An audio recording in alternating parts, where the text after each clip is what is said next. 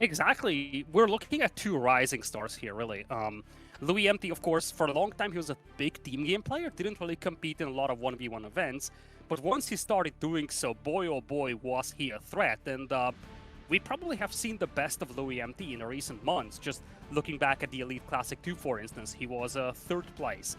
Top 8 in Call to Arms, top 8 in EGC finals as well last year. So really, we've seen a lot of good performances and a lot of consistent performances from LoueMT.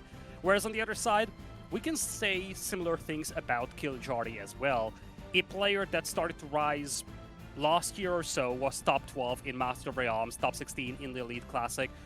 So really, we're looking at two players that are still on the, I guess, rising arc. And the sky's the limit for them as we're going to be heading into best of 5 in between these two. Yeah, and consistency is really the key when it comes to this top level. You know, if you're looking at the ladder, there's always these one-off games where it's like, oh, you know, BC lost to X or Demu lost to, you know, another player that people might not have expected quite as much. But when it comes to tournament play, when it comes to these longer series, best of 5s, best of 7s, if you're getting into these further rounds, it becomes that much harder to take down these bigger opponents. But they've shown that they can do it time and time again now. Yeah, that's gonna be a big storyline for the rest of the online stage here. It's double elimination, which means that even if you pull an upset, one of the big names won't go out immediately. And if you want to get to the LAN, then you might need to face this player once again. But we do have the draft over here at Abston, and looks like we might have a lot of water, at least, you know, from the outside looking in. But let's not forget, Socotra, as much as you have a bunch of water on that map, it's not about the water, it's about the chaos in the middle. One of my favorite maps. Anyone that watches EGC regularly knows that I absolutely adore Holy Island. I'm probably the only person on the planet that does that, but it's just a side note. And then, of course, we have some classics as well, Gorge, Dry Arabia, where we're going to be kicking this set off on Kawasan, and it is going to be the Japanese versus the Chinese. Yeah, you know what? You said you might be the only one about Holy Island. I actually am a fan of watching Holy Island, casting Holy Island. I might not like to play it too much, but completely opposite when it comes to the other side, because it really is very, very clean when you see the battle on two fronts, and you've seen, like, it's a map that, yes, water is very key, but there have been these one-off times where the land comes in with this crazy castle age timing with a men at arms push or something of the sort. But enough about Holy Island. Like you said, we got the first map being Kawasan. It's going to be Japanese versus Chinese, a matchup that we kind of aren't too surprised about when it comes to some of these hybrid maps. Yeah, this is going to be one of the many hybrid maps. Well, maybe not very many. It's probably just Holy Island and Kawasan, but still, almost 50% of the maps being hybrid. It also puts a lot of emphasis on how you pick your civilizations for these maps, obviously. But as you kind of highlighted, Chinese, a juggernaut on these hybrid maps. Same for Japanese. Japanese probably the most beloved civilization for a map like Kawasan. But that also means that Chinese won't be available for the LoueMT going into Holy Island. What's actually pretty interesting here, though, is that we do not have Jushi's legacy picked or banned on either side. And that's a little surprising considering that we do have both Kawasan, but more importantly, Holy Island. And as much as Chinese are a very competent civilization on hybrid maps, Jushi as well. Yeah, especially when you're talking Holy Island, there's some times where you get to place that meditation gardens in a spot that just seems a little too unfair. It seems like the old meditation gardens before it got nerfed like 2, 3, 4 times over, because you just are able to get so many resources in the vicinity on that map.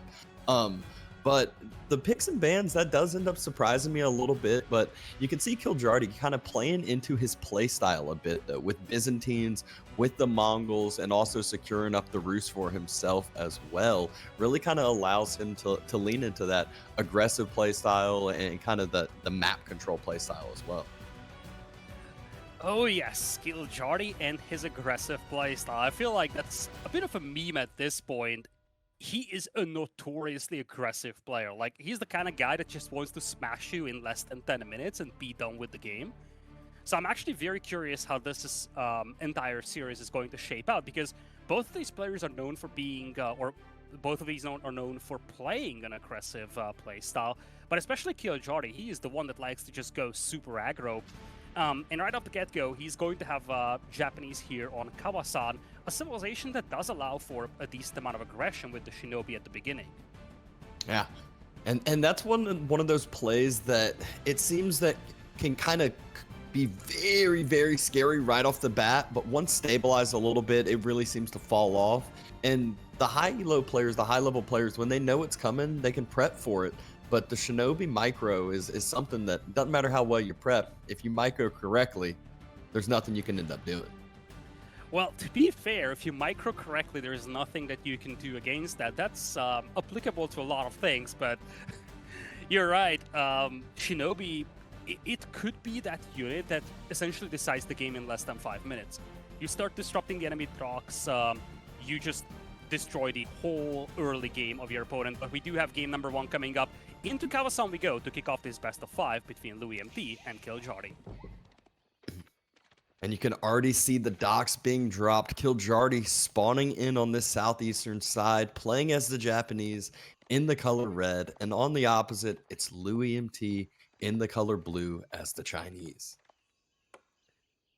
And this is one of the more classic matchups over here, Dapston, between these civilizations. It's two prominent civilizations. Chinese, it's your Swiss Army knife for hybrid maps, whereas Japanese is usually the go-to civilization playing on a map like Kawasan.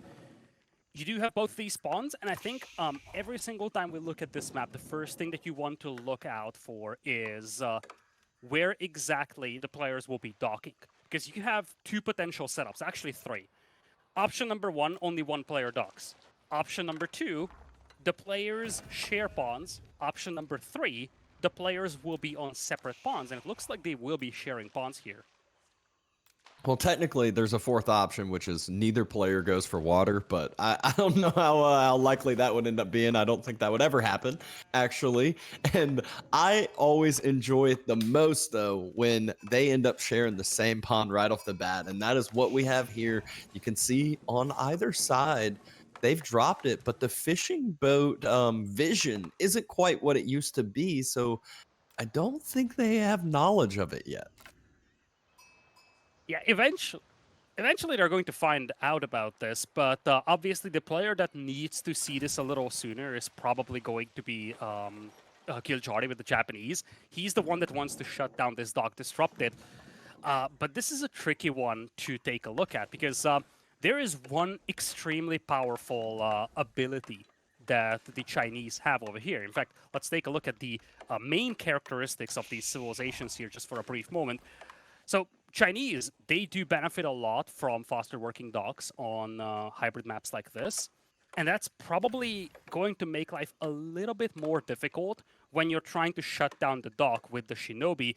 You just have a slightly smaller window to prevent the enemy combat ship from coming out. Yep. And not only that, a lot of times you'll see Chinese easily able to drop an additional dock, get a very quick construction timing on that. Whereas Japanese, we can see some of their bonuses. One of their main bonuses is their cheap fishing boats. And so a lot of times we'll look back at some of these ponds, especially if Kiljardi's able to fully secure one up, and it will just be littered with fishing boats all across. It should be. Whoa, that's a big shout out to us. Okay. Thank you, production. I think now everybody knows who we are, but anyway, here we go. So Feudal Age will be coming in approximately at the same time for both. Kiljardi a bit of a head start here, collecting the gold. But of course, when you look at the Chinese, the other big feature to take a look at is that you construct your landmarks a little quicker. So even though Kiljardi started building his landmark first, LoueMT should be able to beat him to Feudal Age, unless he only commits a few villagers, because it looks like Kiljardi is going very heavy on this construction operation. He's actually building this landmark with 6 vills. Yeah, really wants those Shinobi out quickly and wants to be able to get the first military ship queued up first. But we see equalizing on this other side, LoueMT 5 vills, and we talked about that Chinese construction speed. It will definitely make it to where this age up timing will be very similar. However, yeah, you can. Oh yeah, go ahead. I was going to say, Kiljardi just has a couple extra fishing boats out, showing that kind of just cheapness of those Japanese fishing boats and both players dropping that second dock. Yeah, you can just see how significant the timings are on a map like this. First, the Feudal Age is going to be the first player to start bumping out those combat ships. Once you're up the Feudal Age with Kiljardi, you can go for the Shinobi as well. So this is almost erase the Feudal Age here, and erase for that second dock as well, because as the players are sharing pawns, whoever wins this pawn is going to have a massive head start in economy. Yep. You can see how Kiljardi even canceled the fishing boat he had queued up in that dock that he originally had built because he knew how important it was to queue up this initial military ship. Each player got a galley in queue, but more importantly, Kiljardi has that Shinobi. A bit of a villager fighting over here, as Kiljardi does scramble the scout as well. Villager is just going to depart here for LoueMT. There's going to be a war junk and a junk coming out. Junk already out here, actually, and this villager is in a bit of a danger here, has to flee. First Shinobi is out, but you already have a combat ship out here to defend for LoueMT. No problem from those fishing boats, just going to drop on off. And now we get to see the good old arrow ship micro without any micro going on, just a fishing boat pulled to get some extra healing in for Kiljardi. So doesn't even want to have to worry about that. Shinobi uses his blink, but there's a Springle ship already attacking him. Shinobi heavily banked up by that one war junk. The dock is on fire, but the Shinobi got pushed away. It's low HP. And more importantly, Kiljardi doesn't have a war junk. He's queuing up a demo right now, but he's about to lose his junk over here. Demo coming in from a flank, though. First shot gets dodged, second one does not connect, but fishing boats do! And 3 fishing boats end up going down, which is so huge for Kiljardi. But at the same time, no more demos for him, and this war junk is just reigning supreme here. Fishing boats are pushed away. This one junk is barely holding on. I feel like momentum is still in the favor of LoueMT here. It still is. He has that military out, still has that demo ready and waiting for the Springle ship. Demo on the way. And the galley got taken out. Kiljardi's about to lose the whole entire pond. Oh my lord. Demo missed. does not connect to the war chunk, but it does damage a lot of those fishing boats. It's 2v1 right now. Fishing boats have to be scrambled for the repairs. But the momentum is just way too big here. Another demo being queued up by Kiljardi, though. That demo needs to save the day for him. I mean, the problem here with the demo is it can't connect on both of those Springle ships. Kiljardi, though, has gotten the dock in placement, which is starting to focus down the galley on the other side.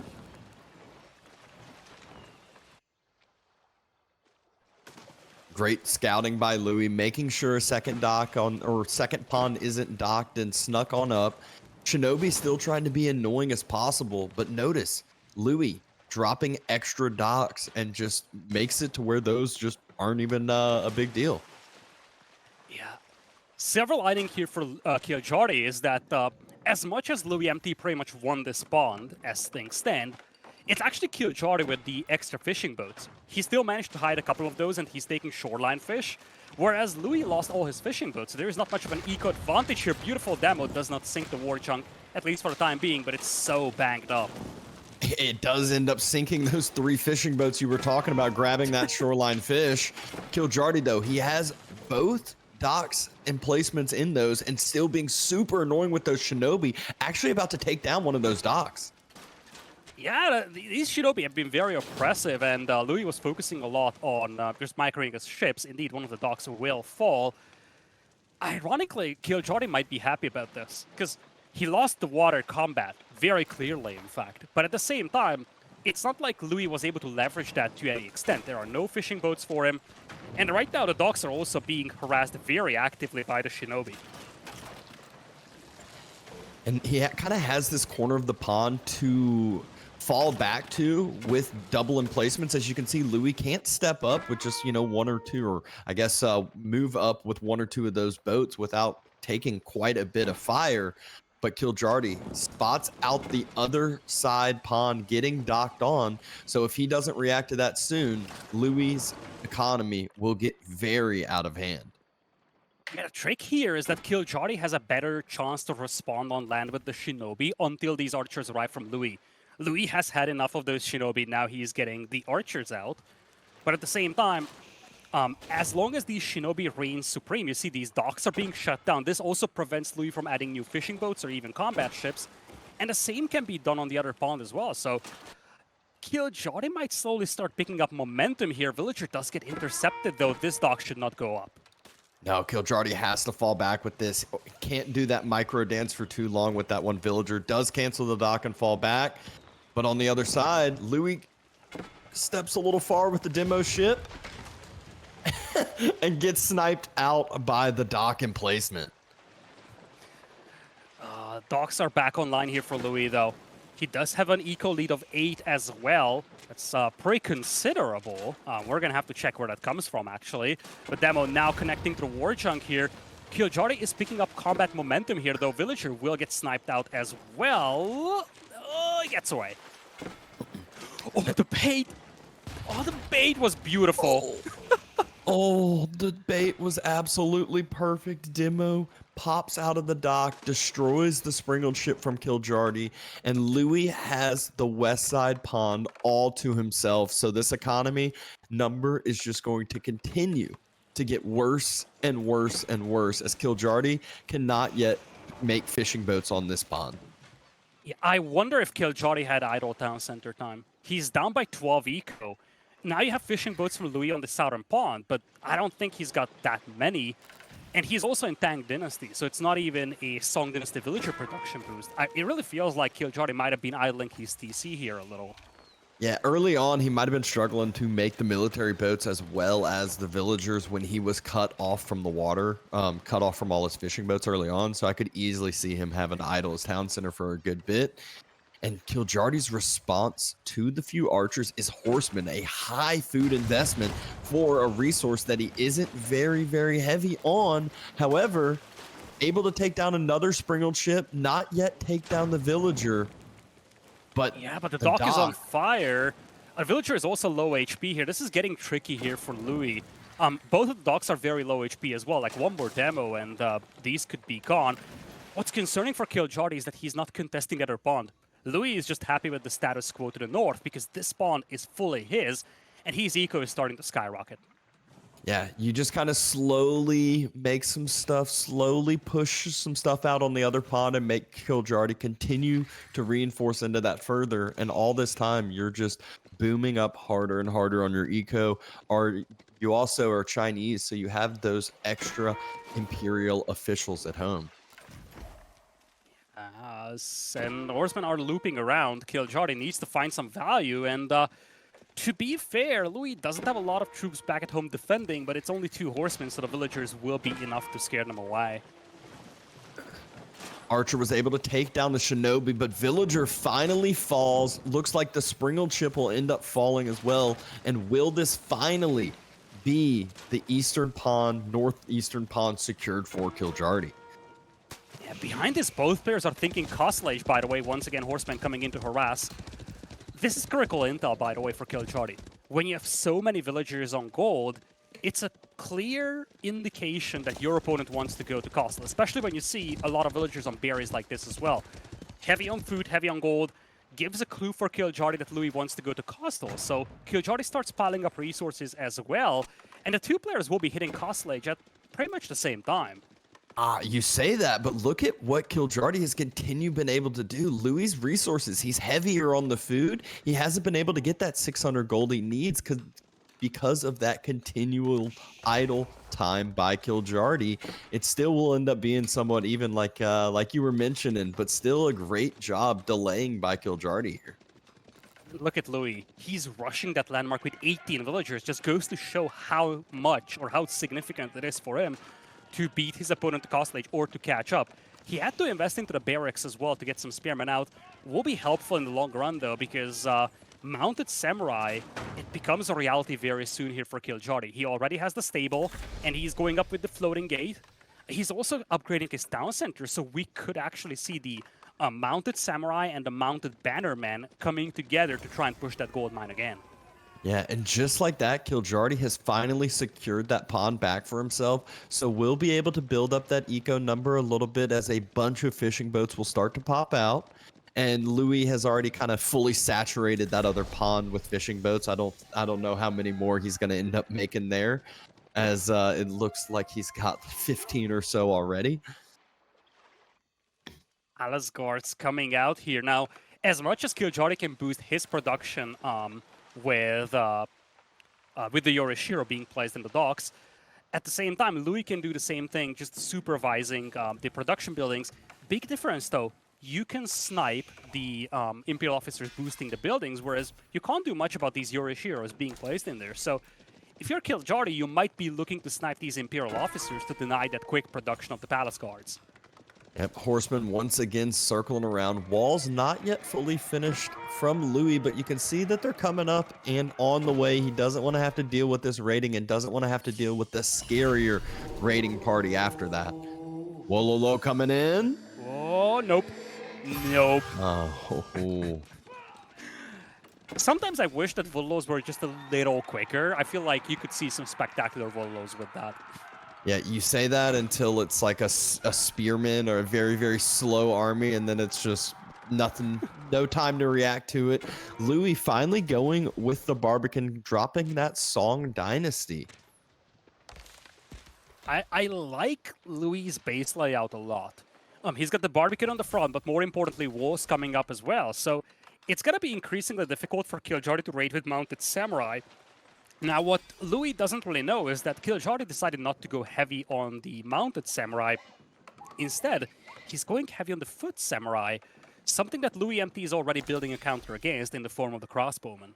Yeah, I mean, that's where Louis going with that Palace Guard spear and crossbow military mass hasn't yet used that astronomical clock tower. But if we know Chinese players, they're gonna have 3-4 Nest of Bees popping out here in the near future. This is usually the time in Kawasan games where I start advocating for Springolds being used to snipe ships. They do have an anti-ship bonus, and they do have a great range, so you can actually do a lot to harass the enemy ships with that. But here we go, Palace Guards facing off against the Samurai. Crossbows helping from the back line. That's actually a big help here for Louis. Yeah, and Kiljardi having to fall back here. The Nest of Bees is pushing out here in the next couple seconds. The mobile units from Kiljardi trying to find somewhere to raid, trying to go help that Yorishiro secure the relic, but there's already walls I think he now. just found out.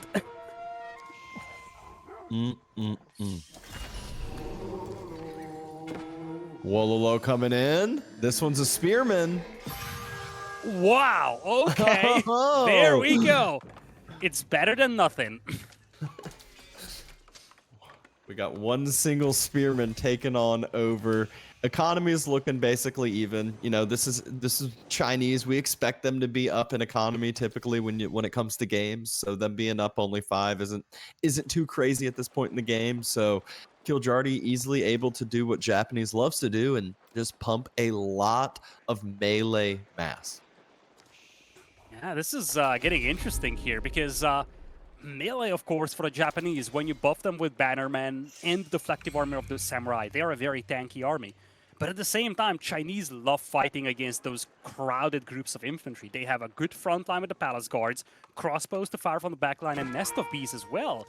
You really feel like this composition, or these compositions, if you ask me, I'm leaning towards LoueMT here. I feel like his composition is just so much better than Kiljardi's. Yeah, and this is one of those things where I feel like when Chinese gets a few of those Nest of Bees out and then they get that frontline mass, it's so hard to get on top of that. It's so hard to like counteract their siege war even with Springolds, because then they get a Springold of their own that's just better than yours. One thing of note is that we don't really have much of a farm transition here from Kiljardi. Now, on a map with so much fish, it's fine to play without farms for a long time, but he's very heavy on the hunt, and that has been scouted by LoueMT. If these fishing boats start getting harassed by Springolds or even those Nest of Bees, Kiljardi's food eco could collapse very quickly. Uh-oh. Right as you say that, Nest of Bees spots out that fishing mass. No reaction from Kiljardi yet, so a few of those fishing boats do go down. Now starts to pull back towards probably the shoreline fish on the other side, but This is still a disruption of that food eco, and Japanese is one of the civs that loves to have the middle secured due to all those extra berries. It's an easily, boost to your food eco, but Louis the one with the military mass sitting on the berries.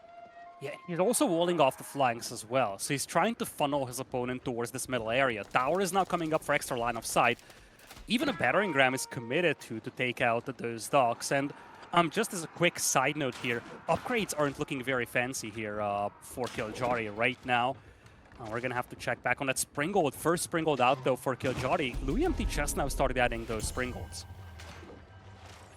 I'm pretty sure a lot of the Japanese upgrades bugged still. Yeah, that's why, like, as I was saying that, I started to have second thoughts because sometimes they don't show up on the UI. So I know he has triple melee. Yeah, he has full melee upgrades. And he's got ranged as well, so those upgrades are a lot better. Here we go. Bit of a funnel point over here. Tower also being reinforced here. Palace Guards aren't really standing their ground up until this point.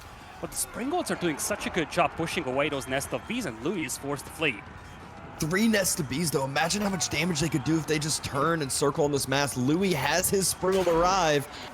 Turns around with the nest of bees. Kiljardi just ends up pulling back right there with the first fire. But the Springgold trade with one another, and there's still one alive for Kiljardi, but has to fall back with that huge mass and cannot fight on top of that reinforced tower now. Yeah, but this just goes to show how significant those Springgolds are. Those Springgolds held all these nest of bees hostage, and that was the deciding factor. You can't push into 3 nest of bees with that huge clump of infantry you have for Kiljardi.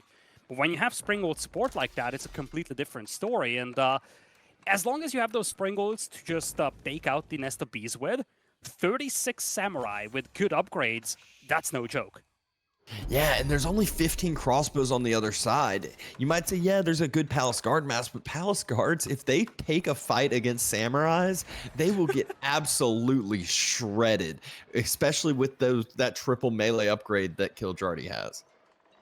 Just a side note here, Kiljardi is also adding Horsemen, which is a great thing to do. First of all, it stretches out the playing field. He can harass these walls and just threaten the base of LoueMT. But more importantly, it's a mix of Samurai and Horsemen in your front line. So unless LoueMT individually targets down these Samurai with the crossbows, some of them will start shooting at the Horsemen, and they won't be very effective against those. Yeah, and it also allows Kiljardi to dive the backside further with the Horsemen, who end up connecting on a lot of villagers trying to complete up a wall, and villagers are headed that way. That's disappointing, especially because this gold mine is something that Louis was taking. The other large gold mine on the far left side of the map is actually under the control of LoueMT, and it's behind his walls, but this one is something that Kiljardi needs. Kiljardi, in fact, this is the only big gold mine that he could access reasonably well. He still has a small gold mine to the south, but that's basically it. Looks like he's going to continue diving here, though, but a lot of these horsemen and the knights or mounted samurai, they are just so banged up. Yeah, the information this provides, though, is that Louis dropped a second TC, so we're operating off a 2 TC Song Dynasty. It feels like Kiljardi now needs to push forward and is pushing forward with that information he just got. This castle is spotted and the army isn't here. Kiljardi closing the gap. Villagers not reacting. Louis has to cancel the keep. Falling back now. Nest of Bees having to fall back as well. And Kiljardi has a huge Springgold mass. There's no way that Louis can end up pushing up against this. This is one way to stop and win the siege war. And this is a really good example of what these horsemen give you, as we do have a bit of a face-off here on this sacred site. But these horsemen stretched out the playing field. They pulled Louis away from that middle area. If Louis had his army in the middle, he could afford 2 keeps. But he had to cancel this whole operation because he had to clean up those horsemen. And now Kiljardi is the one securing the middle. He does have 7 Springgolds as well. There's no way Louis can fight that with the Nest of Bees. Yep. Palace Guards trying to stall just a little bit of time. Louis knows he can't take this fight. Nest of Bees gets a good fire down. Crossbow supporting. Louis just needs enough time to get this keep up. Wants enough time to get the keep up. Springgolds are trading. It's going to be all about this siege. Nest of Bees, though, getting another fire. Yeah, Nest of Bees, they haven't been focused down quickly enough, and they did a lot of damage here. Palace Guards focusing down the Springboards as well, and the keep goes up. It looks like Louis is holding. Not only is he holding, he cleaned up that whole entire army mass. Not only the infantry, but all 7 of those Springles got cleaned on up with the Springles of Louis and with the Palace Guards. Oh man, I think part of this is the 30 crossbows. In the previous engagement we had where Kiljardi took the hill, Louis had like 10 or so crossbows. Now it's 30, and those really helped out against all these samurai. Now Kiljardi is desperate. He's outnumbered 2-1 in the army count, has to start adding some mangonels. But luckily for him, LoueMT pauses for a second over here, giving a much-needed breather here for Kiljardi. Yeah, well, the pause for a second is exactly what Vodka's showing us. We have a full granary transition coming behind this, something that Louis can easily afford now with the eco boom he has secured for himself. He's got 2 TC Song. He's starting to build that huge villager lead. He's kind of spread out all throughout the map on his side, and now moving forward with yet another keep. Mangonel shot. Ooh! Huge And there's a second Mangonel mango. shot. Oh my lord. And once again, Springles starting to push back the mangoes. Kiljardi felt like he could go maybe kill down a lot of those lower health crossbows, but didn't realize how many there actually were there. Granary transition is still going on. It's taken a little bit. There's a lot of farms. So many momentum swings in this game here. But let's not forget, Kiljardi's fishing eco is so exposed. It only takes a single springboard from Louis to start sniping those out. Kiljardi only has 800 food per minute. LoueMT, you could see that for a brief moment a couple of seconds ago. He started his farm transition. Louis' eco is well set up. He's stonewalling the flanks. Not the best management of the farming eco right now, but I mean, it's still better than the food eco of Kiljardi.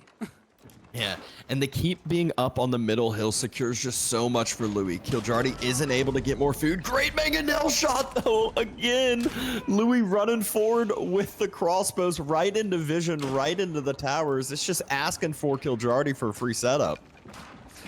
Yeah, at this point, this is what Kiljardi can do. He's just trying to get some towers up here, but he's starting to run low on gold. He's going to have to secure a new gold mine here because he's depleting this one on the front of this base.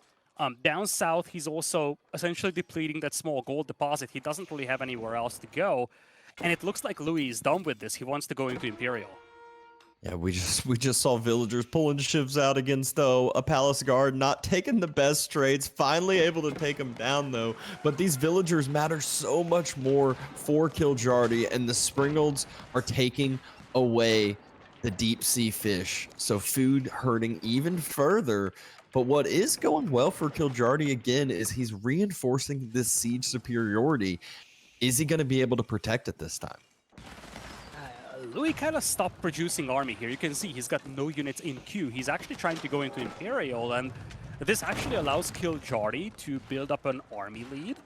He might even be able to push away his opponent from this keep, and that would be so important for Kiljardi. He just needs a breathing room.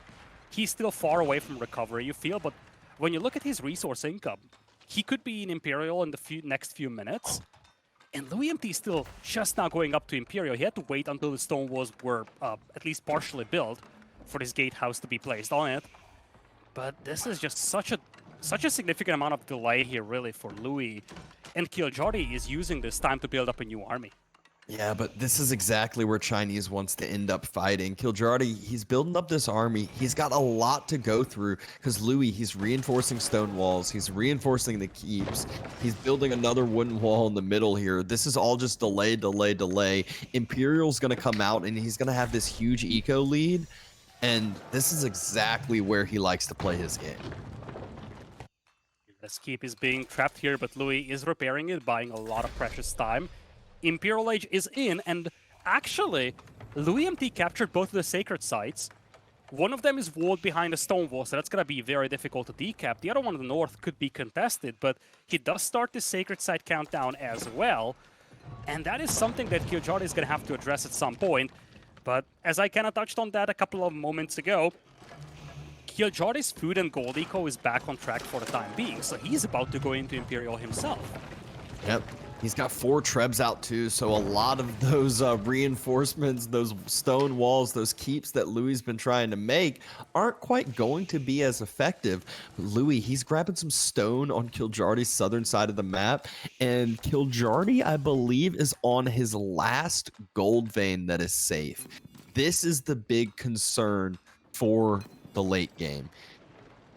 Kiljardi needs to secure that middle stone, because currently Louis is the one who has her middle gold, sorry, because Louis has all the gold on the map. Yeah, even just a small gold mine would help so much, but eventually he wants to secure one of these large gold veins, but he is pushing through, and again, Louis stop. What? What am I witnessing here? The gate was open. He opened the gate. He must have opened the gate. Now it's open for sure. There have been a few wall bugs we've seen. Like we already saw the wall on the north side through the gold vein not get fully connected through. But this is the big problem for Kiljardi now. It's Imperial Age. It's Palace Guard spam. And I'm assuming Louis is going to go Yuan pretty soon. And that just means it's going to be impossible to deal with the Palace Guard spam. And I talked about the gold. This is one way to deny gold. And this is in vision. There is an outpost there. Yeah, good luck stopping it though, right? At this point, Here's an LoueMT IO would... supervisor. Oh my. He's like, I want this gold and I will take it. Yep. Takes the gold, takes down the outpost there, and he has Palace Guards raiding on the other side. Kiljardi is in a very difficult spot, starting to lose his fishing boats as he thought he secured the middle and moved out, and now Siege is out of position. Palace Guards moving up in the middle. He tried to deal with the raids at home, and the Palace Guards are just going to run on by and take down as many of those just wooden planks on the ground. Oh, that's going to be so painful for Kiljardi. He was busy chasing down the Palace Guards inside his base, so he didn't have his army up front. And with the Mangonels gone, there is nothing that deals with these crossbows. That's why it's so significant. New Mangonel comes in, though Palace Guards are gone, and the army count is still looking better for Kiljardi here. Yeah, army count looking better, but just lost so much siege on Kiljardi's side. And Kiljardi still has no way to push through walls, no way to really take down any of this booming eco that Louis has. It's all about trying to defend his base that he can't defend. I think he could use some walls here, because the Palace Guards, they are looking to raid. That's the only unit as... Oh. How did that happen? I think this Shinto priest was behind these walls for a long time. And yeah, Vodka is actually highlighting to us. He was hiding that in the corner from a very early time. He was able to decap the sacred site. Okay. All of the villagers on that gold that Kiljardi so desperately needs get taken down, and Louis, he just sends that mass right on by and says, all right, these are going to go hit some more of your eco. Just keep on taking down the eco. This is late game China. It's Yuan China as well, as we see the Imperial Palace right there. That thing provides so much vision. He's going to be able to see the whole mid-map. Yeah, that is extremely important, and it also has this ability to show all the enemy villagers, as we do have a bit of a scuffle here. That could be very helpful for raids as well, but as much as Palace Guards are great for raiding, in a straight-up melee against Samurai, Ozutsu, and Hand Cannoneers, they should not be able to stand their ground. No, they should not, as they are slowly getting cleaned up. Siege support is not helping too much, as it's just a cannon helping on out, but the Chinese keep is providing as much fire as possible. Louis, having to fall back here, needs to secure up this mid-map before Kiljardi starts to run through into his eco, just like he's been trying to do to him. Yeah, this has been the theme for the last few minutes. Kiljardi, he's got great wall gatehouse. A very powerful army, but being able to resupply this army is next to impossible. His eco is much weaker. He's down to 400 food per minute. He still is struggling to access gold. I feel like if Louis can stall this out, I don't know how long Kiljardi can sustain this. His army is better in a straight-up fight, but for how long? I mean, Louis has more villagers than Kiljardi has population. If that tells you what I think about how this game's going to. The Palace Guards are just going to continue to come in. This is the point Late game China, if you don't have stone walls, you will just get Palace Guard rated to death. You're never going to be able to actually push through enough. And a good first game, crazy back and forth first game as well. Yeah, this was just, I think, a great showcase of what we can expect from the entire series. Two players love to play aggressive, high tempo gameplay as well, but very, very back and forth. You can just see on the right side of your screen the military value lead. Look at all these swings here. There were times when LoueMT was vastly ahead, and then this whole advantage just disappeared. At the end of the day, though, that eco advantage that he built with the entire uncontested pond he had with the second town center, that was just too much for Kiljardi to handle. Yeah. And look at these post game stats. You could just see how much eco Louis had for just so much time. Every single resource had an advantage on his side. What a game to start this series with, and this could easily be a 5-game series, folks. So let's take a look at the remainder of the draft over here as we get ready for game number 2. We will be heading to another hybrid map that is going to be Holy Island. No Rus on the side of Kiljardi, though. He opts to go with the Mongols on the other side. We're going to have the English, so maybe some Dark Age action with spearmen, horsemen, villagers, of course, on the English side. Happy to defend against that. Could be a very intriguing Dark Age here. Yeah, it is one too that I have seen at times where instead of the spearmen start, you'll see the horsemen start, like you said from Kiljardi and Louis. He can't build spears in the Dark Age playing as the English, so he's got to build the men at arms to try to stop the horsemen. So Kiljardi gets to take all the fights that he wants to, gets to utilize the mobility, pressure off of the gold. It can really be a big pain in the side, but if he's going with a horseman start, that means that no fishing boats are going to be being made. No water is being taken for a little bit of time, as there's always an opportunity cost. In the meantime, let's take a look at the remainder of the draft, though, because I think now that we've seen civilizations being picked for 2 maps out of the 5, we can start theory crafting on what we can expect for the remaining games. Ayyubids, Byzantines, Abbasids, and of course the Rus there on the side of Kiljardi. Ayyubids also available for LoueMT, though, with the Delhi, Malians, and French being out there. What do you think about that? You know, I feel like Socotra is a map that a lot of people lean towards. If I'm Louis, I probably lean towards Mali as the pick there. It's just you can be super condensed with your eco. You can be denied off of a lot of resources and still have more than enough resources coming in with your pit mines, with your cows that you can continue to either make and eat if you need the food, or you can be able to kind of not necessarily have a huge cow boom because there's not a room, but enough to just provide more resources than what your opponent can grab. And that's where on Socotra, if I'm Kiljardi, I think I lean towards the Rus, kind of same effectiveness. You can be very condensed. You can have some safer eco. You can take take further out hunts and make them kind of more effective. Have your gremlins be defensive and also very aggressive because of how small the map is too. This is only the first round of the double elimination stage, though, here in the online stage of Red Bull Wololo El Reinado. So let's take a quick look at the remainder of the brackets, because, you know, we had a very long first game over here. So a lot of the series that have been going on, we have some cool updates over here. Vortex, 1 apiece against CSO. 3D Cat also leading against WAM. So some surprising outcomes so far here in the opening round. Yeah, you know what doesn't surprise me is the only 2 people to have 2 games finished are the Spanish brothers.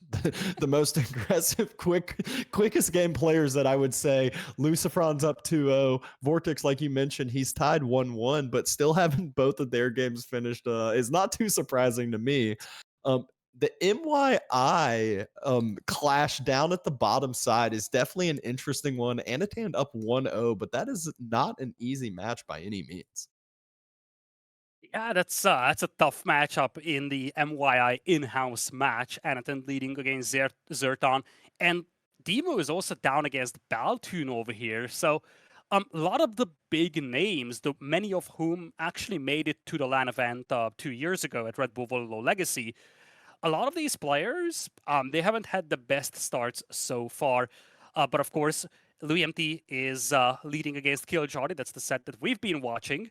And we should have game number 2 ready to go in just a second. Winner of this set is going to face off against either Puppy Paw or Lash in the winner's bracket. And here we go. Game number 2 indeed starting. Kiljardi in this north side as the Mongols in the color red. Louis in the south as the English in the color yellow. And he's already moving out for that dock. Kiljardi, he's dropping a production building. Nope, it's not a production building. It's just the Uvu. Gonna go ahead and start getting that stone in play. Yeah, that's actually a very, very comfy spot. And this is an interesting start to take a look at, because when you look at Holy Island, oftentimes the players spawn with that forest to the front, although that's not consistent. When the players do spawn with that front forest, that's usually the one that they like taking. But in this case, this is an interesting setup here for Kiljardi, because he placed his Ovu close to that tree line. He moved the Gur there as well, but that actually means that he's got one villager out there. So that lonely villager is just going to be gathering wood alone here. Yeah, gathering wood alone, but will be able to drop whatever he desires on the Uvu when he is ready to do so. And there we go. We see the barracks drop. Now that's an interesting call. I wonder if this is going to be a cancel. Because LoueMT scouted for this immediately. But as long as you cancel the building, you get a full refund. And I would think that Horsemen might make a little bit more sense here against English villagers. But it looks like Kiljardi is committing to it. Advantage for Spearmen is that they're a little cheaper, but you can actually see that LoueMT is making a barracks himself. Now, English, they do not have Spearmen in Dark Age. They have to commit to Men-at-Arms. So making a unit that deals with these Spearmen is substantially more costly here for LoueMT. Yeah, very, very expensive to make those men-at-arms. They cost that gold, so it will also delay up his feudal as he'll have to gather up some more gold. But he's currently the only one on the water. He might not be water boomed up, but I believe there's already one fishing boat out, and we'll be able to kind of slowly continue that going as he is still gathering up some wood here and there. Yeah, that's going to be a significant head start here for LoueMT. He does have some of those fishing boats out, and we could easily see a very prolonged Dark Age over here. When players start committing to like mass spears, mass men-at-arms in Dark Age, that often drags out Dark Age, and that's something that could help or that's something that could be supplemented so well by any kind of a fishing eco out there. So the longer this Dark Age goes, the more Louis is going to benefit from that dock already being there. Yeah. I'm still really shocked about this Spearman play, but 4 Spearmen are already out, and make that 6 as the next set of double production is moving there. And Kiljardi, the one big bonus that he has as well is that Khan can provide some effectiveness as far as closing the gap, movement speed, and whatnot, and constantly poking and prodding things down. Kiljardi moving forward with a villager. The scary part here is that the men-at-arms can always just run past the spears and try to close and make sure the villager chases on away. Yeah, this is a very interesting approach here. Tower rushing the English is something that you rarely see because the English villagers will just shoot you with their bows. Now you have 8 spears out here for Kiljardi, countered by only 3 men-at-arms, but these men-at-arms are pretty tanky. It's going to take quite some time for these spearmen to take them out. And it looks like Kiljardi is committing. He's pushing Louis away from this gold, and you don't need the gold to make spears, but you do need that gold to make men-at-arms, and this could be problematic for Louis unless he's able to push this villager away. We expected an intense Dark Age, but I'm not gonna lie, this is more intense than what I would have anticipated. Yeah, the short bows are here to help, though, and Louis can just send more and more villagers out, and that's effectively military units. And gathering up more gold for himself is very, very nice because he can get in a little bit of an extra bank just like he started the game with and just be able to secure up more men-at-arms production in the long term. Spear fight going on in. Super pricey, though. Great focus down by Kiljardi right off the bat. Louis tried to close the gap with the lower health men-at-arms. But fight's still being taken, and it feels like Louis is still getting a good bit of damage, even though he's lacking the numbers onto those spearmen. Yeah, the cost efficiency is a little deceiving. You can actually see 240 versus 240 in the destroyed value count. So these spearmen are substantially cheaper than these men-at-arms, but yeah, these men-at-arms are holding this very nicely here for Louis. We're gonna have a quick one on our hands here, Lita. I tend to agree. No dogs for Kiljardi. Louis is already leading in terms of eco, and these men-at-arms are doing everything they can to repel these spears, and they're doing so well. Gold is there for Louis, and I think he's gonna click up to Feudal Age soon. Yeah, and think about the civilizations we're playing with. These men-at-arms scale so much better. Louis can go up with the Council Hall, can just start making a barrage of longbows, and then with the barracks he has, just put a few spears out in case Keshiks come, and there's just no way Kiljardi can keep up with the production and now stop the front line of the men-at-arms. That's going to be Feudal Age for both players. Kiljardi with the Deer Stones and the Abbey coming in for Louis. We're going to have that King out for Louis, but more importantly, you're going to have that healing power for these men-at-arms. Very pricey units indeed. You want to keep them alive with the Abbey. Yeah, and we can see one of those men-at-arms super low health. He goes ahead, pulls that one back. The numbers aren't here for Kiljardi. It seems like still next batch of spearmen close the gap a little bit.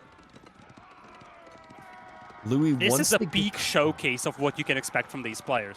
Full Dark Age aggression just goes to show their true playstyle. I think we haven't really seen that in the previous game. This is closer to their actual true playstyle out here, as the men-at-arms are still intact here. This one low HP one is going to get sniped out, though.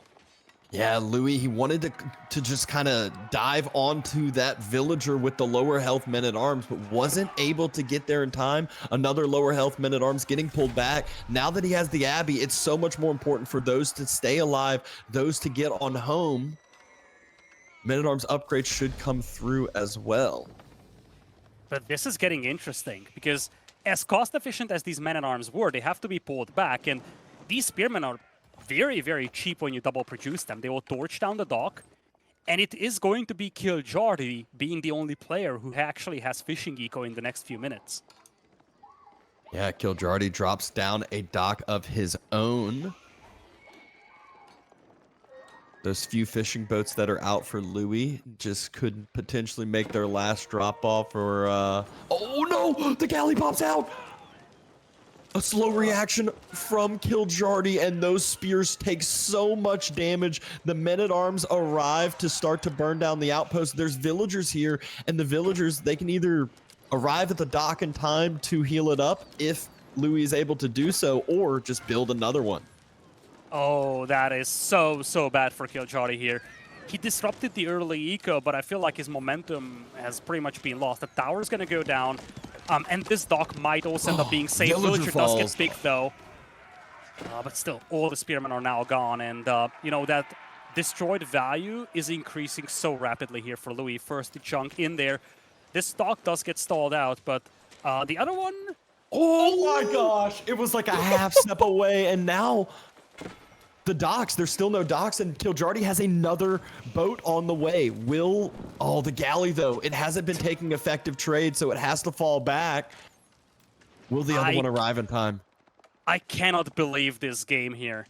Another junk pops out, and Louis doesn't have a functional dock right now. If the villager does get sniped out, then Kiljardi can stall this more. Louis is pulling more villagers because he needs fishing boats. One operational dock.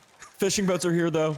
And the galleys, if they focus on the villagers, they'll end up falling. The junks are going to die from the one single galley from Louis. It's just providing so much work. This game is absolutely insane, and it's also a showcase of what you need to be able to do to be efficient on a map like this.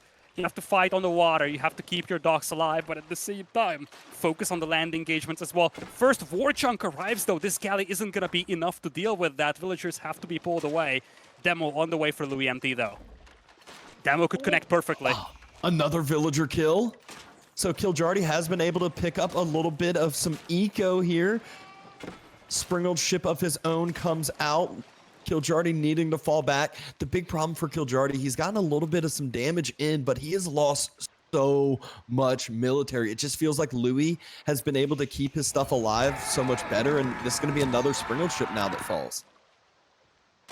Yeah, that is a nice chase down here for Louis. Takes out the one war junk. Kiljardi has been building up his navy, but he doesn't have any fishing boats right now. So this is only to contest the water. Men-at-Arms are still intact, though. King is around 2 first. Kashik comes out for Kiljardi. I feel like this is the first time in this game where you can really say that Kiljardi might have slowed down a little. Yeah, it feels like he kind of started to run out of steam. He lost the water engagement. He had to try to deal with the King, the Men-at-Arms engagement, which he got the outpost up. He has secured gold for himself, but doing all of that is what also made him lose this water.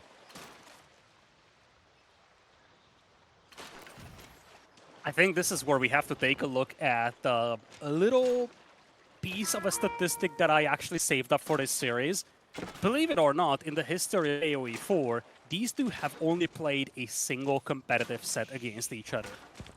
And that was a 3-0 for LoueMT. So Kiljardi never won a competitive game, not a set, a game against LoueMT. True. Well, Louis, he is starting to continue that trend here as he has had a good start so far. Dock emplacement came in, and Louis pulls back right as his galley starts to get low health. Doc took a good bit of damage, but a villager, I think, is moving out to just give it a few hammers and heal it back up to full. Kiljardi's so heavy on gold, though. He had like a dozen villagers mining gold. Some walls are coming up here for LoueMT to prevent those Kashik run-ins. King out there to scout. Food eco isn't looking very healthy for Kiljardi, though. It looks a lot better for Louis. I'm actually wondering if he built a couple of farms. Those come at a discount for the English, so they actually are good to compensate, but it looks like it's just fishing exclusively. Yeah, just the few bits of fishing boats and the few villagers on that shoreline fish as well. Can't forget how strong of a gather rate it is for villagers on shoreline fish. It is, and when you have access to that shoreline fish, you might as well use it. But the game has slowed down quite a bit. Kiljardi moving all the way to the north for the hunt. He does have this little force of Kashik and the Khan. That's basically it.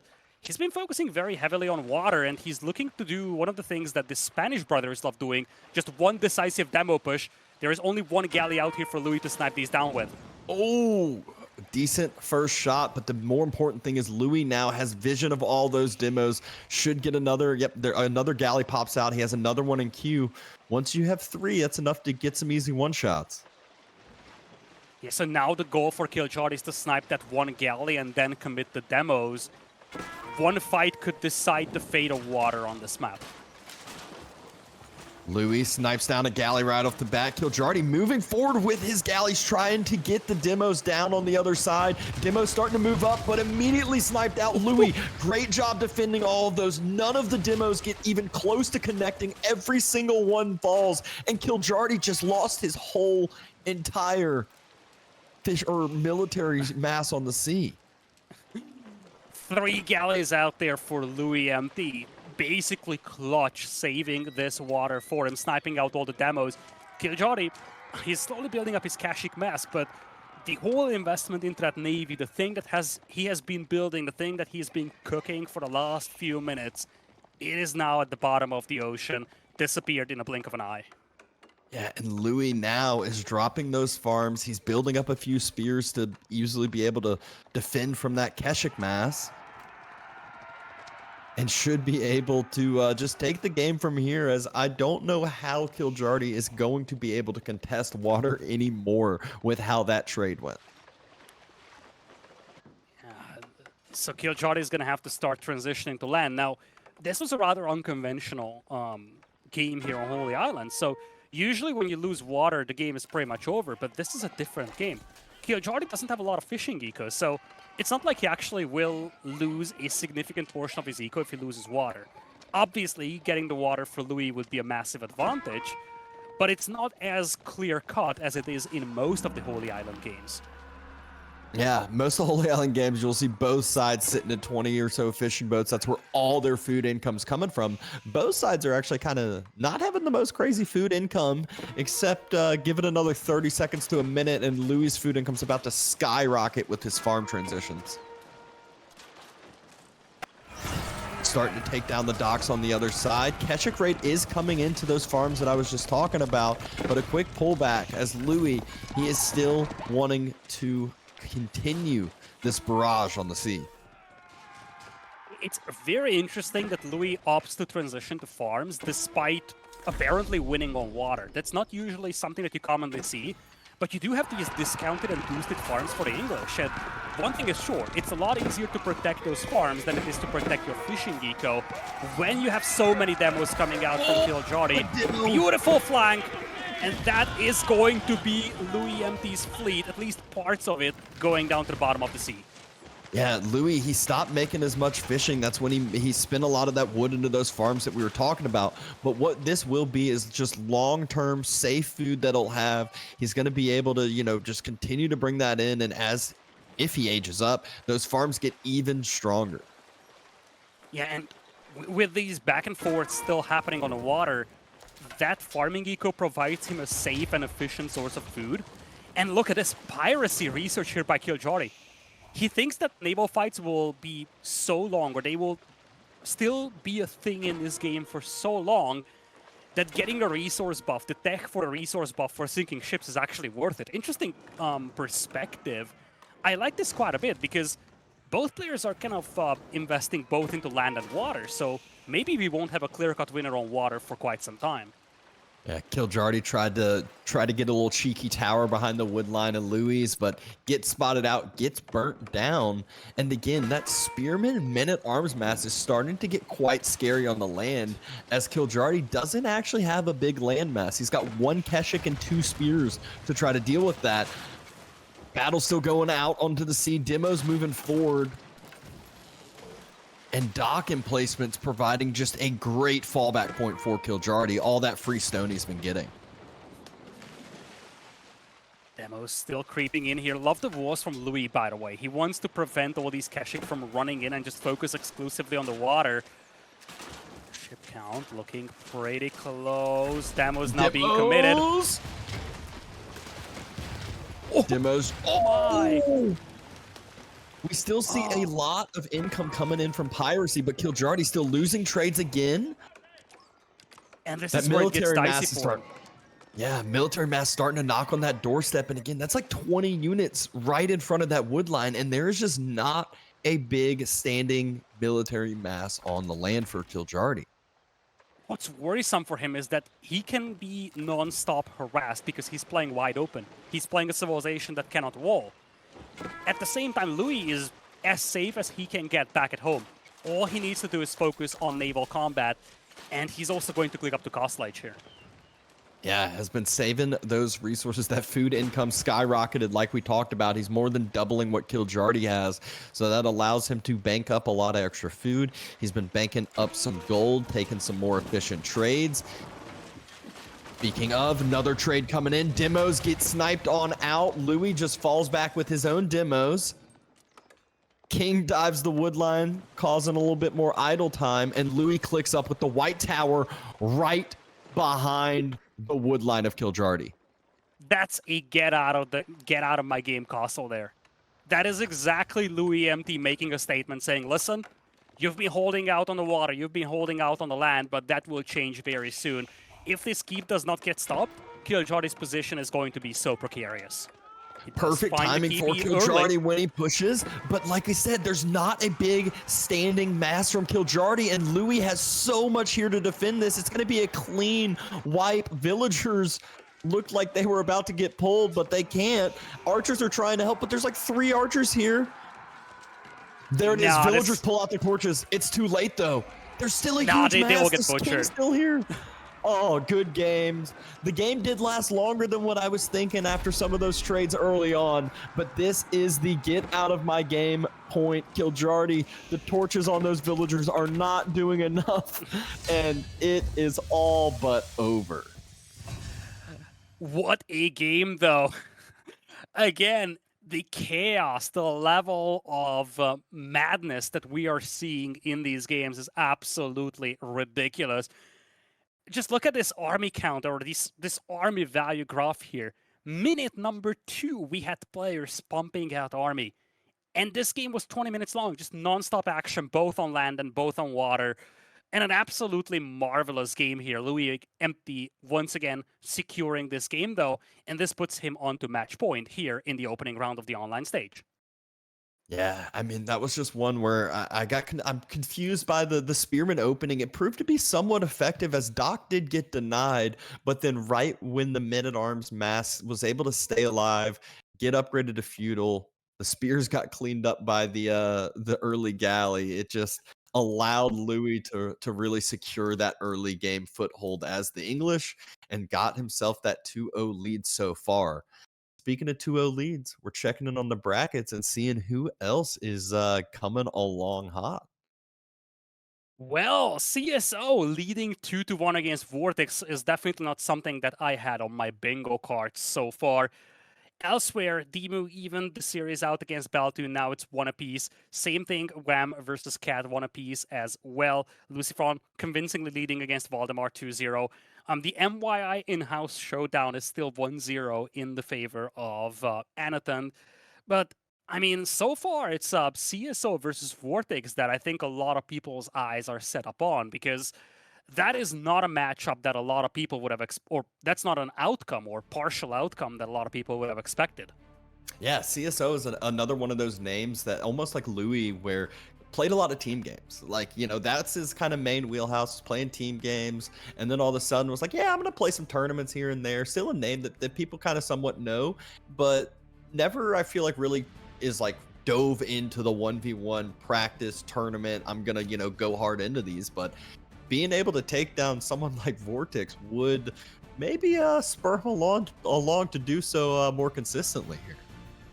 Yeah, I'm actually loving the example that you brought in, the LoueMT example, because believe it or not, that was the first player I thought about as well.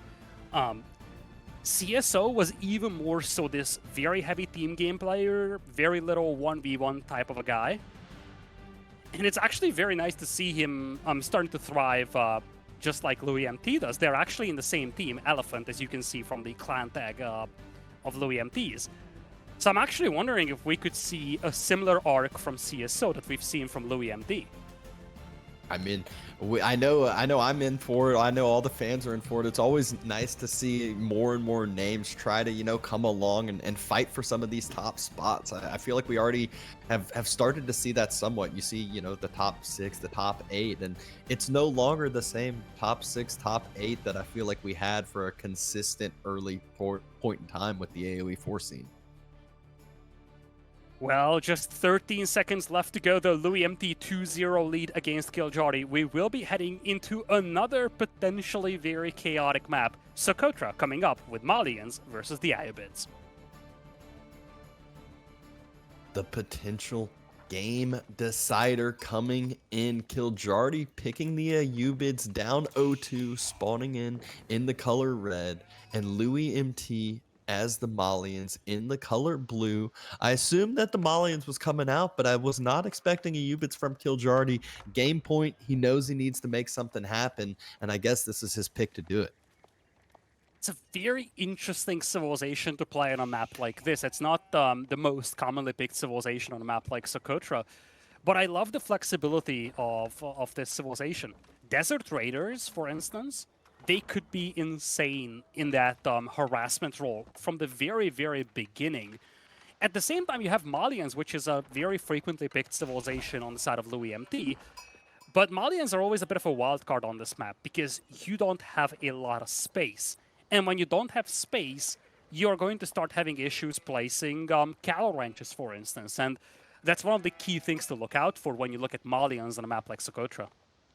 Yeah, a lot of times I've seen Mali even just start to eat the cows a lot of times on Socotra, knowing that, hey, food resources is going to be a struggle long term here on this map. There's not a lot of room. And if I'm able to, you know, push out and take and deny some of that map control on the other side, then now that allows me to, you know, make that cow boom. And so we'll see if that ends up happening.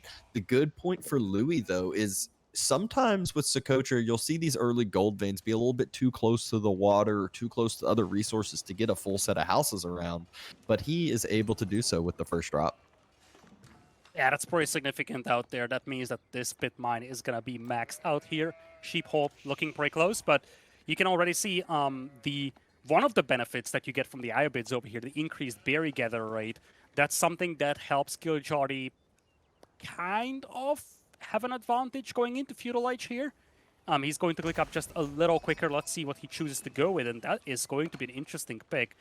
Growth being picked. So, feels like he just wants to go heavy on the eco here. No Desert Raiders, no rush to the Feudal Age, just a couple of extra villagers. This is, I think I saw Magic was the first one who I saw play this, and it was on, what is it, Coastal Cliffs, the map where it's just like a smaller dry Arabia, and he just straight up played Feudal Age against Mali with the Ubids, just playing their game, using the extra tempo from a Ubids, and played it very, very effectively. And that plays exactly into Kiljardi's playstyle too. Just play Feudal Age, use your extra villager lead that you have. Don't allow Mali to get online and get into their comfort zone. So maybe that's exactly what this is going to be. It's funny you say that, like Kiljardi, that plays into his playstyle to play Feudal Age, and then we look back at the previous game and it's like, yeah, sometimes he does play Feudal Age. Exactly. And so a Ubids playing into Feudal Age, playing in with just those extra villagers, he's already heavy onto wood. So I think it's just going to be multiple production buildings dropped here very early on.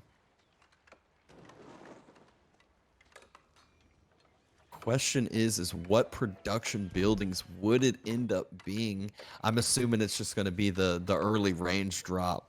Even though javelins are such an easy counter, I just feel like starting to build up that mass is super key, and you can go Desert Raiders if need be.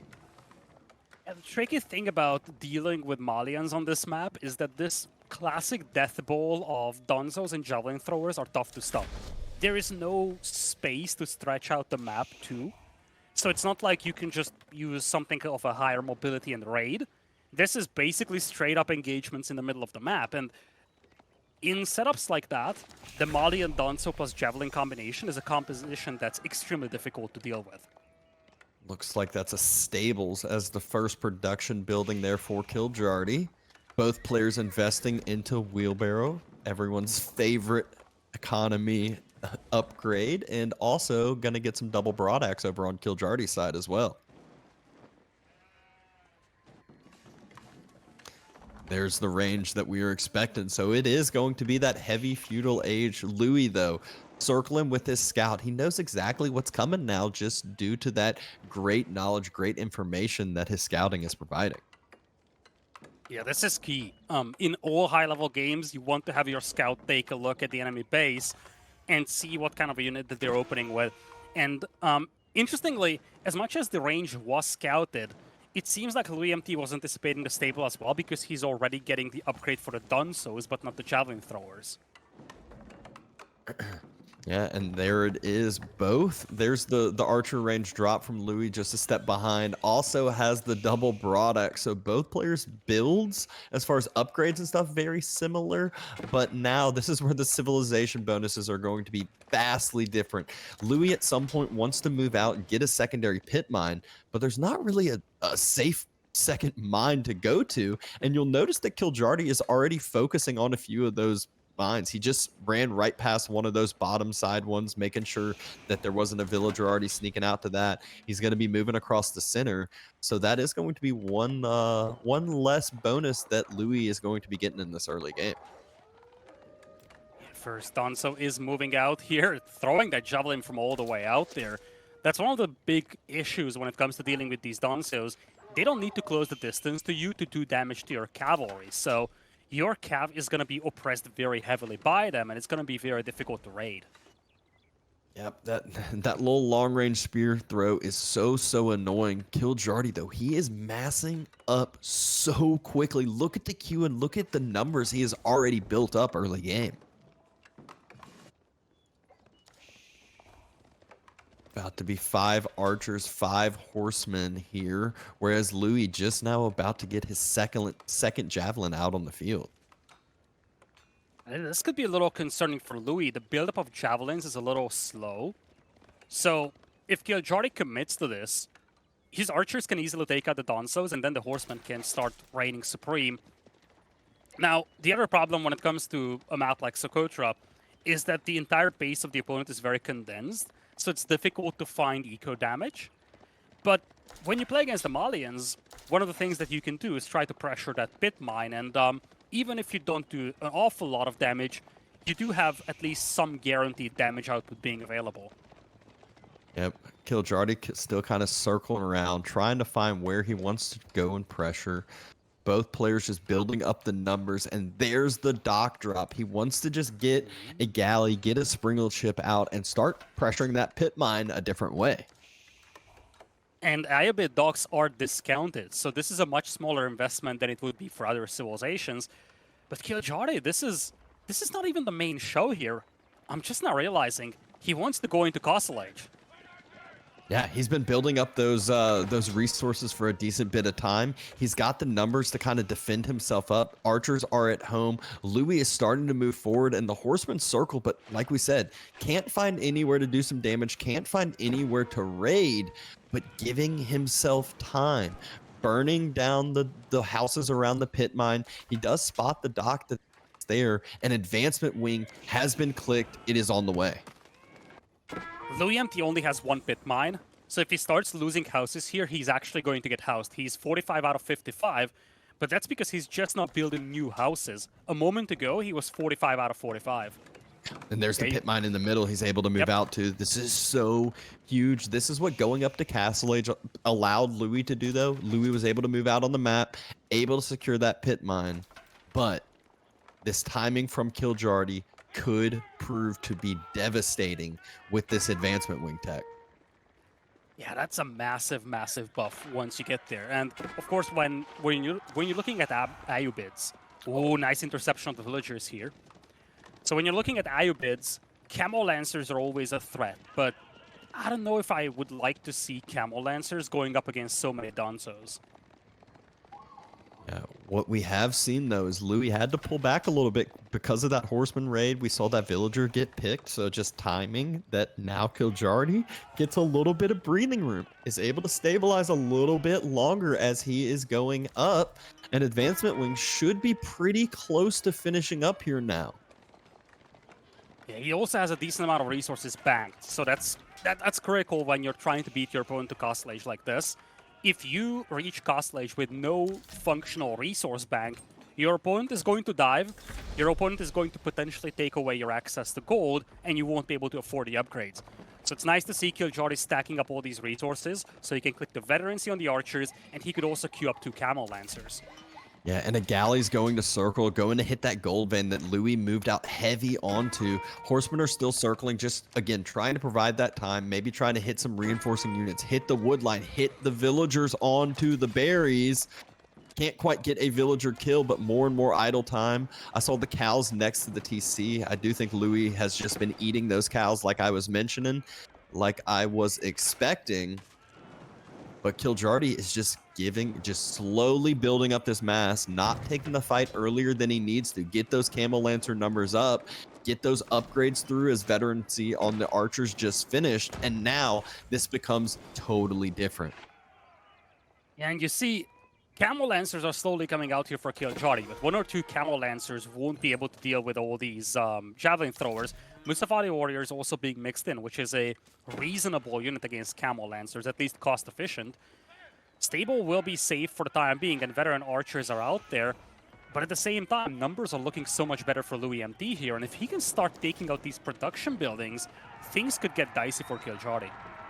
See, numbers are better, but the value may not be there. As Kiljardi, he's starting to dive. Javelins, though, just able to snipe down those veteran archers so well. Louis immediately queues up that Springle chips, going to deny the galley from taking down any more houses, any villagers. Camel Lancers diving back and forth, but this is a fight I don't think Kiljardi was going to want to take this early. Like you said, numbers are just so healthy for Louis right now. There are few civilizations against which Camel Lancers just feel so sad, and Malians is one of those.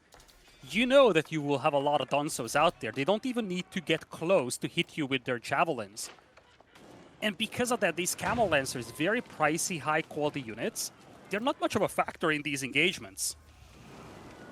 Yeah, I feel like this is one of those that you'd much rather have just gone with a huge Gulam mass, even though the Musafatis, you know, can do decently well against those. Once you get enough numbers of Gulam mass, you have your own archers that can snipe down the Musafatis. If they actually take the fight, you shred through it so much more, and they're way more cost effective in comparison to the Camel Lancers.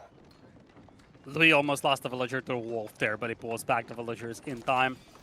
Now, one concerning thing here for Louis is that he depleted the front berries. He does have another berry patch, but I think that should be close to depletion as well. And once that's the case, his food income isn't going to be something I would admire. Oh, nice hit. Oh, it's always funny when they keep running away further and further, and you're like, that Mangonel is about to just travel some distance there. Yeah, and this is where Malians will really start coming online. They do have this infinite access to food with the cattle. Compare that to Kiljardi. Once the berries are gone, his food situation is going to be so sad. And there is a war cannon looping around. There is a defensive tower here to hold it off, though. Yeah, that war canoe is what popped out to take down that little bit of annoyance that Kiljardi sent his way. Vision is there. Louis dodges around, though. He sees the outpost. The whole entire army reacted from that war canoe, and a galley gets sent. That's the wrong one. That's the wrong ship. And the tower is on the front. It's meant to hold off the dancers and the javelins. So if you position your war canoe, basically where LoueMT is putting it right now, it might be outside the range of the tower. Yeah, it looks like Kiljardi got his sprinkled ship of... No, it's a demo ship that just popped out of his own, but I think Louis now has his own demo. Wall in the middle.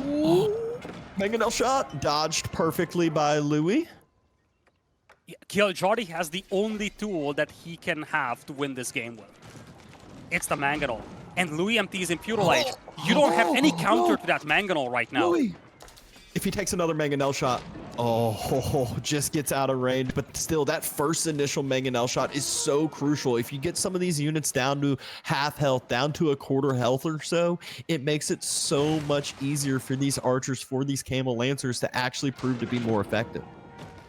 A lot of those troops are Musafati warriors as well. They're fairly fragile. Now, of course, a bit of a naval engagement over here as well. Demo, nice connection. House is starting to be burnt down. Pit mine should be denied here in just a little bit. And now a second Mangonel is on its way up, and Louis is still stuck in Feudal Age. I don't know what he can actually do to effectively deal with multiple Mangonels if they're protected, but except maybe try to use that good old Musafati invis and get a flank around on him. Oh, it's not even Mangonels, it's Manganiques. Oh no, it's Manganiques. Oh, the ranches are being taken out. These Musafati warriors have to come in clutch. He's got a lot of them. His army is much bigger than Kiljardi's, but he's losing so much space, and he's housed now. The houses are gone. He cannot make more army. And Rams are on the way too. The Rams are about to just cause a mayhem in the base. It's gonna what Rams do is they force your opponent to take the fight. And if Louis doesn't want to take the fight, he's just gonna keep losing more and more buildings, production, everything. All of those passive food resources that we were talking about with the cattle, it's about to be worthless now too.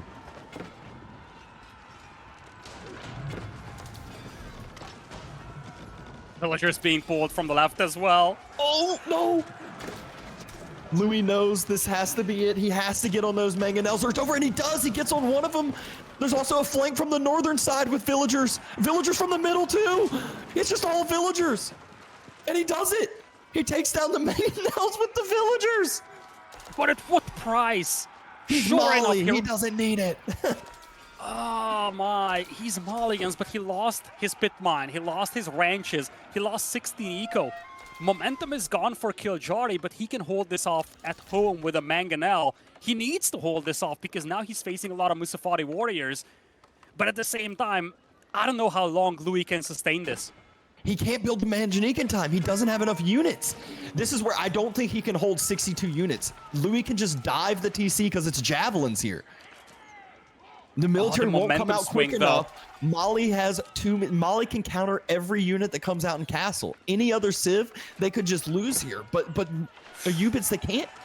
Louis wins this Now here. the villagers getting caught in the crossfire. So many go down here for Kiljardi. He needs to stand and fight, but he doesn't have the troops to do so with. I feel like that was a 3D move with the villager pull, and he just knew that if his military mass is big enough, he can close the game here, and that's exactly what he's doing.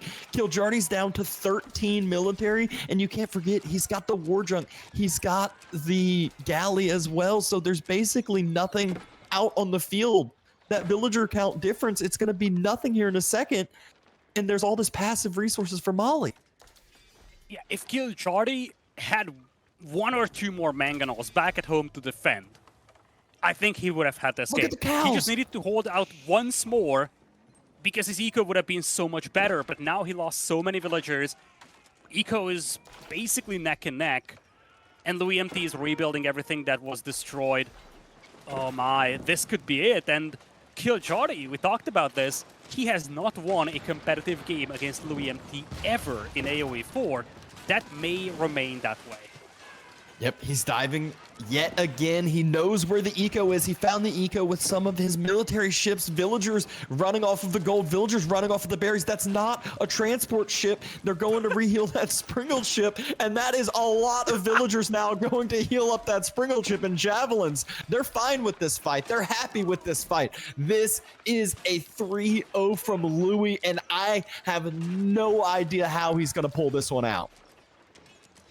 Really, Kiljardi fought so hard in this entire series. He made every single game competitive. So many back and forth, so many insane moments in this series. But it very much seems like LoueMT is going to secure a 3-0 win here. What an absolutely marvelous series, though. Really, so many momentum swings to the very last moment. But here, Kiljardi's eco is a train wreck, and all that he can do is hope he can salvage this this tournament, I guess, for him, because he's not going to be gone just yet. He's going to have to redeem himself in the lower bracket. I tell you what, last game I thought was going to be one of the craziest games we cast, and then we followed up with this game, and I mean, what a series. This is one of those you see on the bracket list, and you're like, oh, 3-0 Louis, and if you watch it, it does not feel like it should have actually been a 3-0. Crazy series, crazy games here, but I don't see a way now to come back against Molly down this much eco, and the pit mines are fully online, the cow boom's fully online. Look at the resources per minute. It is 180 wood per minute, and that is it. Yeah, when Vodka was showing it to us with his cursor, it was 15 wood per minute and nothing else. Yeah, just a little bit of idle time. Oh, that's an understatement. It doesn't even have that passive resource income. And LoueMT is not piling up resources. If Kiljardi didn't lose the amount of villagers he did, that would be his opportunity to maybe get back into this game. Louis stopped making army. If Louis just full committed to this, he would have secured this game by now. But Kiljardi lost so much eco that even this little breather that he's getting is just delaying the inevitable. And I mean, the crazy...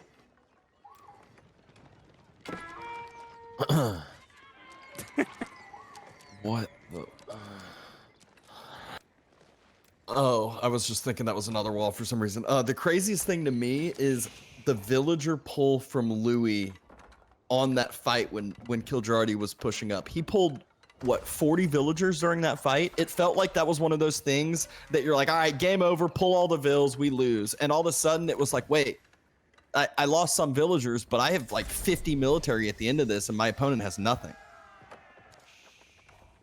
Yeah, it was a gamble, but I think we also have to look at it from the perspective of LoueMT. He's up 2-0. He can afford to gamble. If he cannot take out those mangonels and he loses 20 or so villagers, it's game over for him. But he wanted to roll the dice and say, okay, if I take out the mangonels, I pretty much have this game, and he was right. He rolled the dice, and now he's cruising onto a potential 3-0 finish. Now he's in Castle Age, he's up by 20 eco, plus of course the passive resource income of the Malians. And Kiljardi is going to try this again, but I don't think he knows what he's running into. He's trying this again with less units, no Manjaniques, and yeah. So we'll see how this one works. Louis this time too is Castle Age. All of these upgrades, look at how fast they're coming through for Molly. He's got all of those extra Castle Age upgrades now through for himself. Might lose this pit mine yet again for like the 3rd time or so, but this should be the last time, as he should be able to just push through. He might send some other units around or do some more raiding, but fights being taken. Don's over here, javelin throwers cleaning up the archer mass, and LoueMT. Yep, and like we said, a few of those, like Vodka's pointing out, few of those Musafati split off onto the berries, so Kiljardi losing even more eco. Yeah, that has to be it here. Kiljardi's trying to push in here with a couple of camos, but really there is not much that can deal with this. And most importantly, his eco is a train wreck. He's been losing villagers left and right to these raids. Oh, nice find though. We get some warrior scouts coming out from LoueMT, so he's going to be able to utilize that micro, utilize that healing if he wants, and more importantly, they're great at just diving outposts. Once you mass them up, they can take down everything in their path. While Kiljardi did kind of win this fight in the middle, has been able to take down a few villagers. We saw how many villagers he lost behind this, and Louis still is just able to remass so much easier. Should be able to clean this up here in just a little bit of time. He's still more than doubling the eco. This game's still going on. We're just kind of, you know, we're talking here. Well, to highlight the fact that this is a decider game essentially for Kiljardi, I don't blame him for not tapping out, but his position here seems disastrous. Like, this is his final push here, but he's got no eco to supplement this. If this gets cleaned up, he's got nothing left. Yeah, I feel like this is one of those you look down and you're like, I have 23 villagers. Oh my god. But he's still trying here. It's the sofa swap finally coming in from Louis. He's got the resources to do so, and Kiljardi has nothing to deal with the sofa in combination with everything else. Louis is going to have the Donzo there to support them as well.